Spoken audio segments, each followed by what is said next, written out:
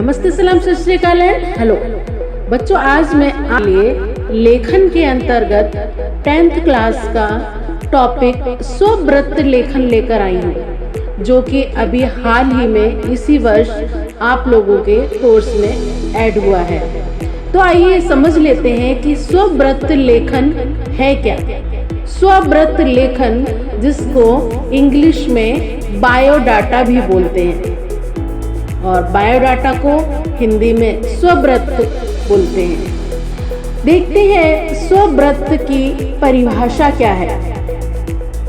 किसी व्यक्ति विशेष द्वारा अपने बारे में सूचनाओं का क्रमबद्ध संकलन ही स्वव्रत कहलाता है। मतलब जब हमें अपने लिए, अपनी नौकरी के लिए, अपने आप को सेवा प्रदान करने के लिए कहीं पर अप्लाई करना होता है, किसी रिक्ति के लिए, वहाँ पर जब जो हम कागजात प्रस्तुत करते हैं वो किस तरह से हमें प्रेजेंट करने हैं, अर्थात जो हम बायोडाटा वहाँ पर सबमिट करते हैं तो वो हिंदी में किस तरह से सबमिट किया जाता है, उसी को कहते हैं स्वव्रत लेखन।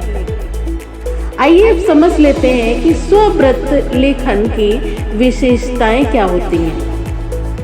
स्वव्रत में अपना पूरा परिचय होना चाहिए, पता होना चाहिए, संपर्क सूत्र बिल्कुल सही होना चाहिए, और अपनी शैक्षणिक और व्यावसायिक योग्यताओं को सिलसिलेवार लिखना चाहिए, और इसके साथ साथ अन्य अभिरुचियां और उपलब्धियों आदि का भी उल्लेख होना चाहिए।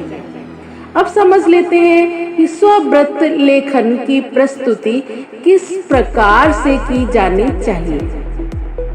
तो पहली इम्पोर्टेंट चीज है कि स्वव्रत में ईमानदारी होनी चाहिए। कोई भी चीज ऐसी नहीं होनी चाहिए जो उसमें झूठ लिखी हो। दूसरा पॉइंट है, स्वव्रत लेखन में भाषा सरल और स्पष्ट होनी चाहिए।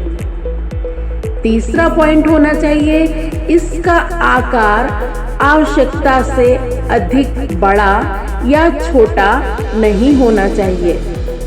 और चौथा पॉइंट है, स्वव्रत में जानकारी बढ़ा चढ़ाकर नहीं बतानी चाहिए। इस प्रकार से ये स्वव्रत लेखन की प्रस्तुति की जानी चाहिए।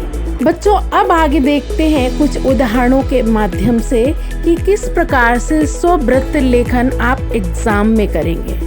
तो एग्जाम में स्वव्रत लिखने के लिए सबसे पहले हमें एक आवेदन पत्र लिखना होगा।